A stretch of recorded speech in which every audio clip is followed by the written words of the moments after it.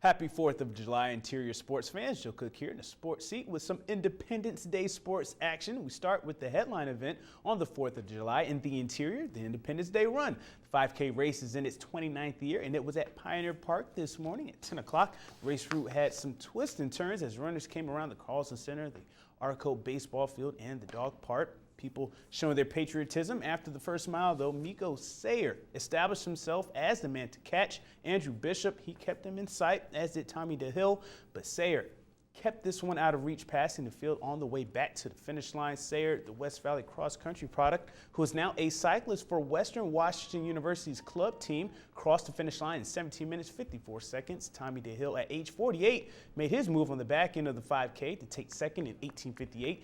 Bishop was third in 19:23. Fifth overall, and the first woman to finish the 5K was Melissa Lewis, once again in 2016.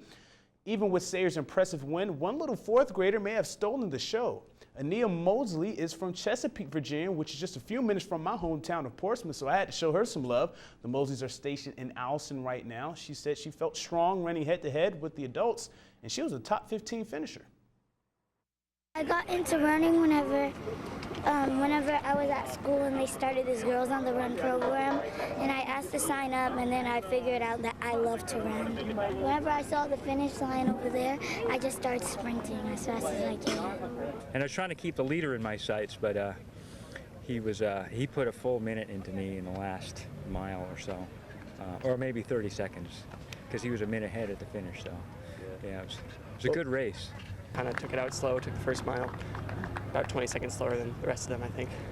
And then I kind of picked it up in the back stretch and kind of ran for the rest of it. I think it's one of the best ways to enjoy Independence Day, is get out in the sun and go work out.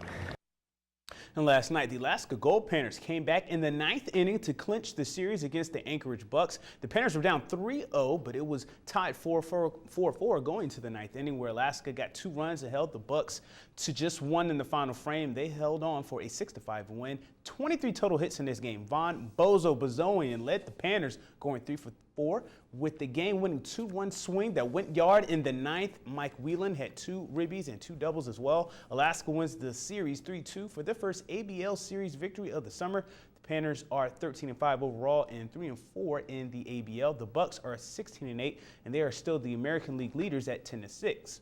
Next, they play the Alaska Gold Panthers at the Chugiak Chinooks today in a doubleheader. We'll have results for those games tomorrow. And last night on the farthest north racetrack in North Pole was Military Appreciation Night. The North Pole Speedway teamed up with Stanley Nissan in their Salute to America. The Stanley Nissan pace car out there on the track. Thursday night's racing featured dual main events.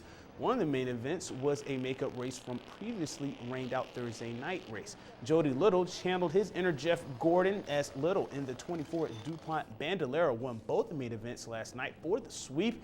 The Legends class is close in the point standings, and Al Tradle, he increased his 29-point lead, winning the first of 2 main events in the Legends class.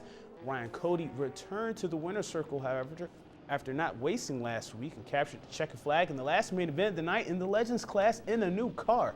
The North Pole Speedway Bandos and Legends class drivers will gear up for the second half of the summer racing season next Thursday night.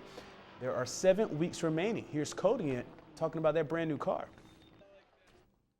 This is a car I just bought Saturday. The car that I normally drive, the engine went bad a few weeks ago, and so I haven't been racing for a few weeks, but I just bought this one. I've been working hard on it every day the last few days, and this is the first time I drive this car tonight, so it's running pretty good. Now, a bit of unfortunate news. One of the Independence Weekend sports events has been canceled, and you'll see why. This is a picture from the Greater Fairbanks Racing Association's Facebook page. Yeah, you can't race on a lake with cars. Maybe some jet skis will do. All of last week's rain overflowed the track and pit areas, and they were not able to pump out the water, so the weekend's races have been canceled. The GFRA aims to have 2 full nights of racing next weekend, but there are a couple of things to get into this weekend. In the morning, the Jingle Bell Run and Walk 5K to fight arthritis starts at 10 a.m. with the registration at 8:30 in the morning. The race starts at Santa Claus House in North Pole. And in the afternoon, American Legion baseball action. The Alaska Wild hosts Chugiak at Arco Field for the Saturday doubleheader, and that starts at 12:30. And that's a wrap for sports on the 4th. It's warming up, so stay cool, Alaska. Mike Schultz is next with your full weather forecast, and we'll catch you next time. Have a good 4th of July.